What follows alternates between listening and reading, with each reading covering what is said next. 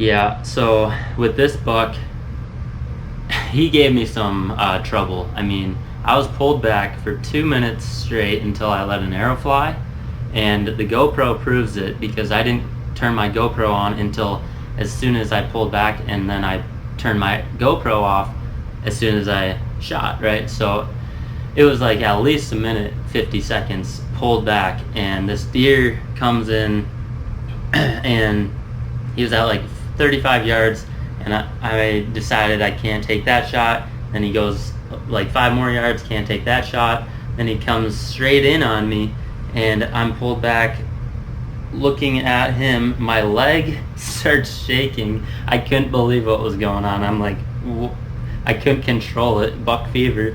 And this deer is staring at me, and the only thing that I could shoot really was its head. So obviously I'm not going to take that shot.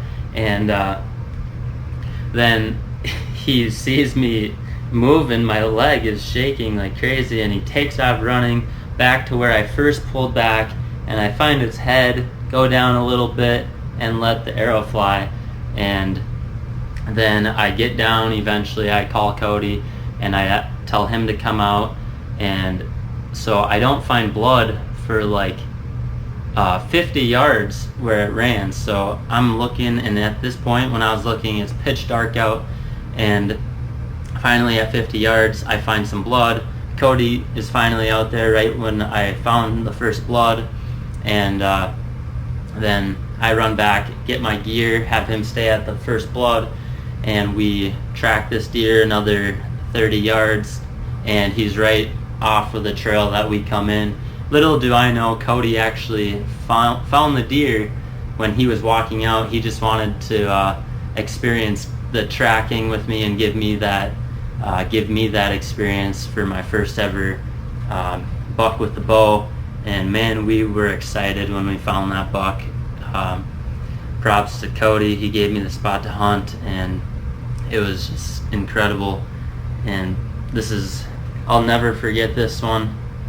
It was getting close to dark, so it was a very hard shot, and that's why I don't have any GoPro footage, because I wasn't able to.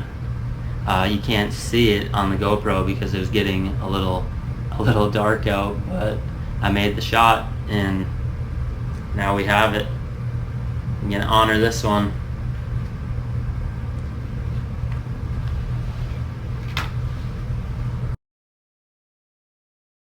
That one. So we're down in Iowa, right? I'm 13 years old.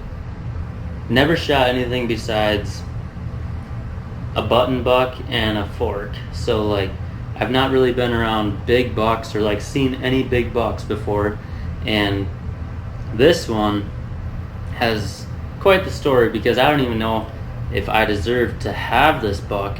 Another guy might be pissed off at me about having this buck in my hands right now, because so we do a drive on like day 5 because we ain't seeing nothing, just a bunch of does, and it's muzzleloader, so we only have one shot, and we're on this drive. Me and my dad are set up on the fence line.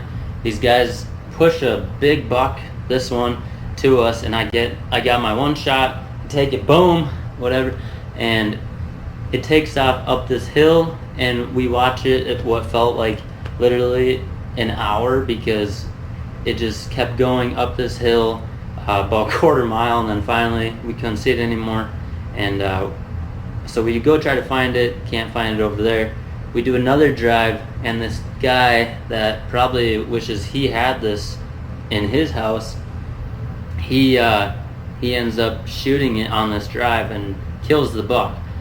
But they all are like, well, you took the first shot, we think you had the first blood, and so then they gave it to me, and I'm not really sure, like, is this my buck? I mean, I was a little 13-year-old, so I was pumped, but at the same time I'm like, is that guy mad at me for like taking this home? It's a nice freaking buck. And so that's the story behind that, and I think about it basically every time I see it, because I wish I would have just been able to drop that sucker and be like, oh yeah, there it is, let's go. But I had to find it way over there, but no, definitely happy about the buck. I mean, don't get any better than that, especially when you're down in Iowa. It's where the big monsters are. This ain't even close to an Iowa monster, but definitely something that I'll cherish forever and honor in my living room.